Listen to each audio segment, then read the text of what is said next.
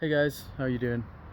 Welcome to part 2 of my psilocybin journey. I'm going to be talking about the after effects today. Sorry if the mic quality is a bit shoddy. My USB mic dongle actually kicked the bucket today, so I'm not able to use my microphone, which sucks. I'm going to have to get a new one, release an adapter that fits onto the iPod side, or the iPhone side of it. But without further ado, let me shoot into my story about the after effects of my journey. If you want to hear more about the actual journey, head to part 1 on my channel. And yeah, without further ado. So guys, I woke up from, I dropped back into my body after being in hell for 400 years and dying at the end of that. I just dropped back into my body like Jesus Christ. Like absolutely insane. I literally felt like I've been risen from the dead. No jokes. And I just remember being so grateful for being back in my body, because I thought I was gone, guys. I was also just grateful to be able to think again like a normal person, because while I was in that journey, I was thinking 10,000 thoughts a minute. Sounds impossible, but like, it was just insane, the amount of information that was just getting shoved and downloaded into my brain at the time. So I was just so glad to be able to think like a normal person would think. It was just yeah, it was so intense. Got back, my whole room is covered in what looks like cobwebs of pink and blue fairy lights. Absolutely wild. Go outside and I journal, and I think to myself, I'm never going to need anything to feel happy again. I'm just so happy to be alive right now. And you know what? I believed myself at the time. Little did I know I was lying, but more on that later. So I wake up and I start speaking to people, and I just am blown away by the fact that nobody is who they were yesterday. Nobody is who they were yesterday. For the first time, I'm seeing people not as objects, but as their own individual consciousnesses. And I think, after being in my ego for so long, of so many years of drugs and alcohol abuse, and just getting way too introspective and not connecting with enough humans in my daily existence, and being disconnected from myself. I think I'd never experienced the fact that humans were their own individual consciousnesses before. And especially women, guys. Women were totally different. For the first time in my life, they were not objects. They were not objects. They were actual people with their actual beliefs and their own individuality. And sure, we're all connected, guys, 100%, but I didn't have that perception of that individual node, so to speak, of another person. It didn't factor. It literally, I didn't even see it as a thing. I was always constantly trying to project. Well, I was always constantly projecting my own ego onto other people, and it really destroyed my ability to connect with anybody, especially with women. And so for the first time in my life, I was actually interested in listening to what people had to say, because I wasn't just looking to hear myself coming out of people's mouths, right? I wasn't looking just to be the one who spoke constantly. I actually was interested in the first time being able to understand where a person was coming from. However, after being after having your ego shattered, I became very open. After having my ego shattered, I became very open to like influence of all kind. This is where things get a little bit wacky, guys. Really wacky, because I felt like everything that anybody said was like the meaning of the universe. So someone would tell me their opinion, and I'd be like, that's the truth. That's the meaning of the universe. That's the meaning of life. And I'd run with an idea. It's like someone would just say any sentence to me, And I would literally run with that, with the idea. It's like, oh, dogs rule the universe. If they were trying to explain, like, oh, that that by the very fact that we feed and take care of dogs, that they like rule over us, I would run with that, and I'd be like, what did he mean? Dogs rule the universe. Do dogs really rule the universe? Okay, I didn't think like, oh, dogs would actually, but I'd think it was like a heavy metaphor for something much deeper. So I was always looking at the metaphorical layer of anything that anyone would ever say to me. And it would, it was crazy. I was like shedding my belief system every single day because I had no solidity. I was just so open to influence. So an example of this would be the one day I went like hyper, like feminist, but not just like feminist, like feminazi feminist, where I just believed everything in the world that is wrong is to do with men, and men are the reason the world is fucked up, and we need to like solve the problem of men. And it was just absolutely crazy. And the very next day, I went completely the opposite, like complete red pill, like, or even like black pill type thinking, where it's like all women, they are the problem. They are the reason that the world is in the place that it is right now. And just crazy what can happen when your ego just completely gets shattered, and that you are now open to any idea that someone's willing to just put in your head. Or they're not even trying to manipulate you, dude. You're just letting yourself, I was just letting myself be manipulated, because I didn't have any sort of belief system of my own at that time. I was looking for like a belief system, let's put it that way. And what's more is actually that whole idea of I will never need anything ever again started becoming slowly corrupted. I started going like, oh, you know what, I'll just smoke a cigarette. Ooh, maybe I'll just smoke some weed. Maybe I'll have some alcohol.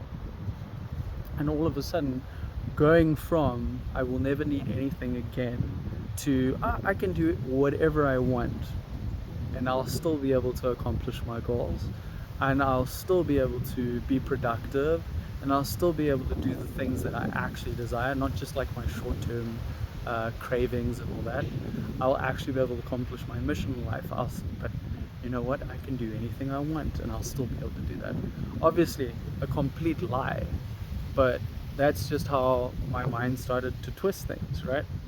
And so I started this wild 1 month journey where I actually slid back into old behaviors, and I slid back into them harder than I'd ever slid back into them, guys. I started drinking more than I was drinking before. I started to smoke more weed than I was smoking before, and just taking all sorts of drugs at the time, because I almost felt like there was no consequences to that behavior. And also the neuroplasticity, it almost gives you like a bit of a grace period before there's consequences. So you do the mushrooms, you get that neuroplasticity, you get a chance to establish new behaviors. But instead of establishing new behaviors, now I was establishing the wrong kinds of behaviors. And eventually I started seeing that, oh, this is actually having consequences. And it took a while for me to get to that stage. I also went full blown into psychosis. The whole barriers between me and other people disintegrated. As I said, I was just so open to influence, and I was seeing everything as a synchronicity. Everything was synchronous.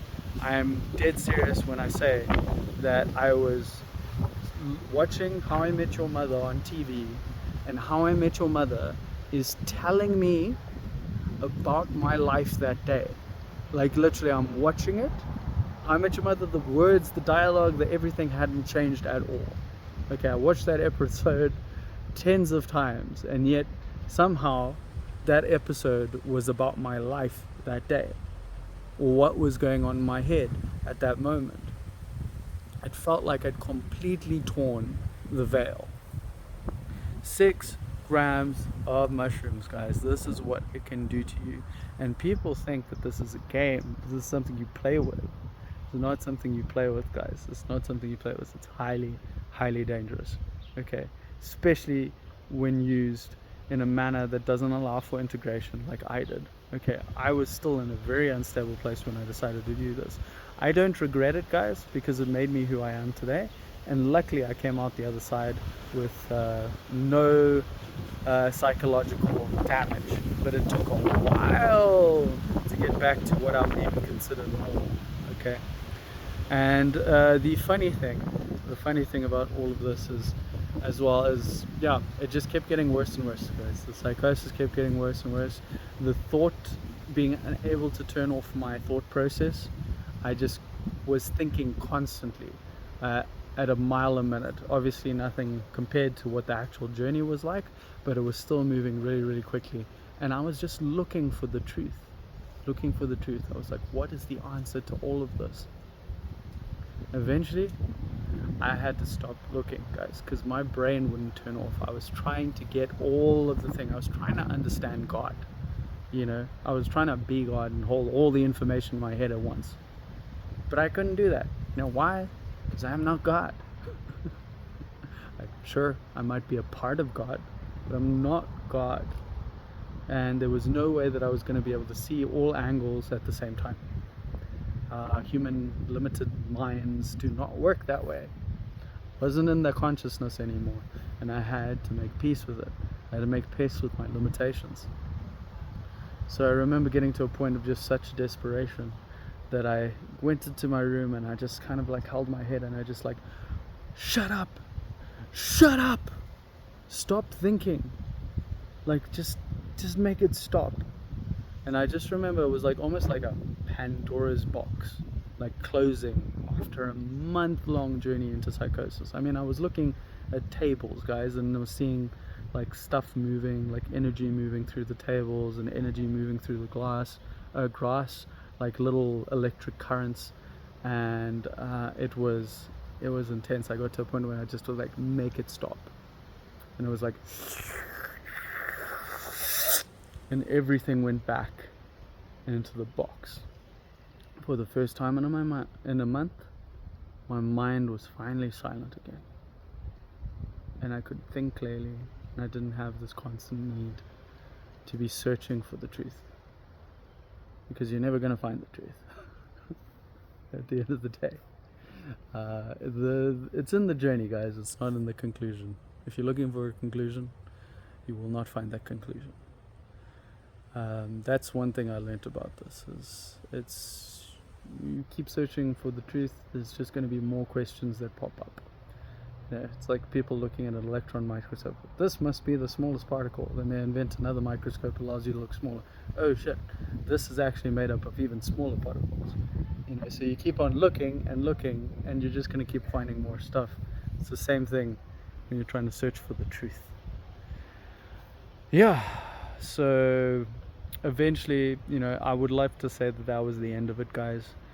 That was the end of maybe the scariest part of it, but I did continue using drugs. I did continue using alcohol for the rest of that year, and it actually got quite severe.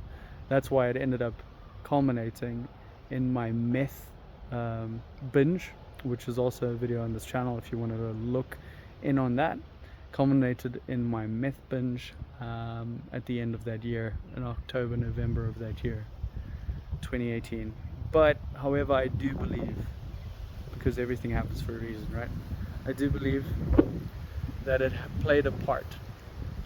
It pushed me to the max. It made like all the chaos come back full force, so that I could finally say goodbye to all of that chaos. Because doing meth, guys, and binging that hard on meth, it basically scared me off of substances entirely. That's when I finally got I finally stopped drinking at the end of that year.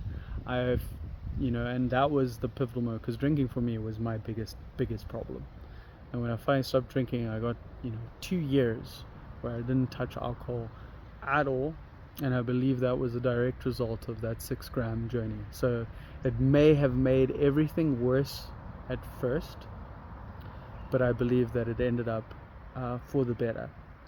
And this is not a suggestion to anybody out there to try and replicate what I went through, because it is extremely dangerous, guys, and there's much better ways to do it. Okay, you do not have to shock the system like I shocked the system. You can take the slow route where you can integrate your stuff and all that, and you actually don't even need psychedelics for that. They are just amazing tools for the purpose of self-examination. Yeah, so I think I'm just going to leave it there, guys. Crazy story, crazy journey, but definitely one of the stories that made me who I am today. And without further ado, guys, have a wonderful day. I'll see you in the next video.